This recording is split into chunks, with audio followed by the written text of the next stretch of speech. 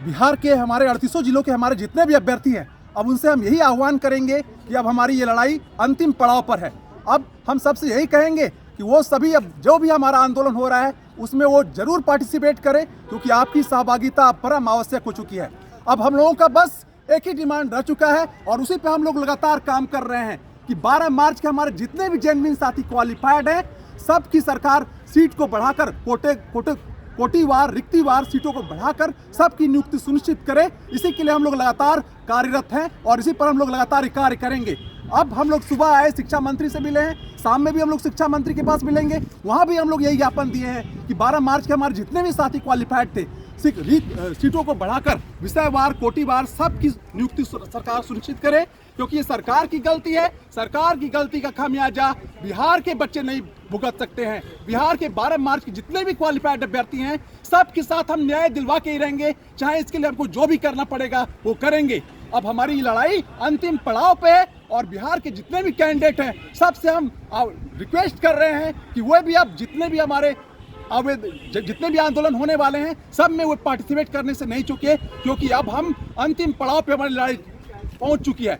अब जहां तक सीटों की संख्या का सवाल है, सरकार के पास पर्याप्त मात्रा में सीटें हैं, लगभग 45,000 के करीब माध्यमिक में और +2 में लगभग 90,000 के आसपास सीटें हैं।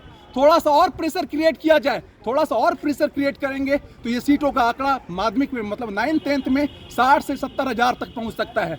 यदि ये आंकड़ा वहां तक पहुंच जाता है तो मुझे नहीं लगता है कि बिहार के एक भी बच्चे एसटीटी क्वालिफाइड बचेंगे, सबकी नियुक्ति सुनिश्चित हो जाएगी। इसलिए सब लोग अब सक्रिय होने का समय आ चुका है, सब लोग पूरी तरह से एक्टिव हो जाए, अब नहीं तो कभी नहीं। इसी शब्दों के साथ मेरा अपना वक्तव्य मैं समाप्त करता हूँ। बंटी भैया, क्या बोलने चाहेंगे कैंडिडेट को? देखिए, अभी तक जो घर से नहीं निकले हैं, ज्ञापन आप लोगों ने दिया, ये बात सही है और ज्ञापन हम लोग दिए भी हैं। उसी का परिणाम है कि आज जो सदन में आवाज़ गुंजमान है, उस समय के जो तत्कालीन जो शिक्षा मंत्री थे विजय कुमार चौधरी और जो वर्तमान में भी जो वित्त मंत्री हैं विजय कुमार चौधरी जी, उनके द्वारा जिस तरह से कहीं ना कहीं कहा गया कि स्टेट 19 जो है वो कहीं ना कहीं पात्रता परीक्षा है, और हमने जो बोला था संपूर्ण बहाली के दिशा में जो हमारी लड़ाई है और 12 मार्च के क्वालिफाइड जो जेन्युइन साथी उनकी लड़ाई, उस लड़ाई का झंडा हमने उठा दिया है।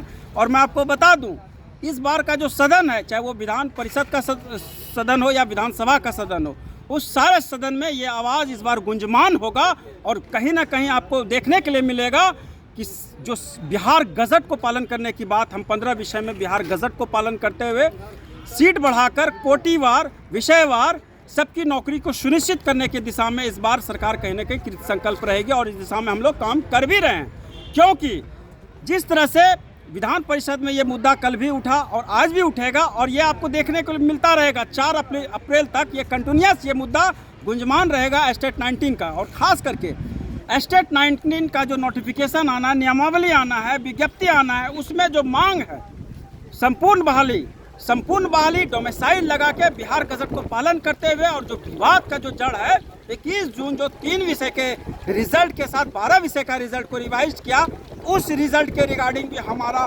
डिमांड है कि उसमें जो कई सारे लूप पोल थे, उस लूप पोल का जो डॉजियर है 12 मार्च का डॉजियर और 21 जून का डॉजियर वो जारी करे। वजह है उसके पीछे जो हमारे बी खेमे के साथी लगातार हमलावर हैं और वो बात करते हैं, शिक्षा बचाओ यात्रा करते हैं। उस यात्रा में उनसे पूछा जाए कि जिस नोटिफिकेशन पे उसने स्टेट 19 दिया, उस नोटिफिकेशन में कई सारे से लूप पोल है, कई सारे से कमियां हैं। जब एक बार रिजल्ट हो गया तो दोबारा रिजल्ट को रिवाइज करने का औचित्य ही नहीं था, और 24 नंबर कंडिका इस बात को कहीं न कहीं उल्लेखित करता है। तो इस बात को समझिए, सरकार इस बार संकल्प है, प्रतिबद्ध है, और हम लोग संपूर्ण बहाली की लड़ाई को हम आगे के पटल पे लेके जाएंगे और लड़ाई के लेके हम लोग लगातार पटना में आप कैंप करेंगे। आपको आपकी आवाज़ को हम धार देंगे और हमने ये पीड़ा उठा लिया है। स्टेट 19 का क्वालिफाइड टीम का झंडा हमने उठा लिया है। अपने गृह जिला भागलपुर और बांका से शुरू करते हुए पटना की धरती पे आ गए हैं और आपकी आवाज़ को हम कहीं ना कहीं जनाधार देने का काम करेंगे साथियों। और भी हमारे बहुत सारे साथी अपनी बात को रखेंगे। सुशील भाई और सारे साथियों से पूछिए।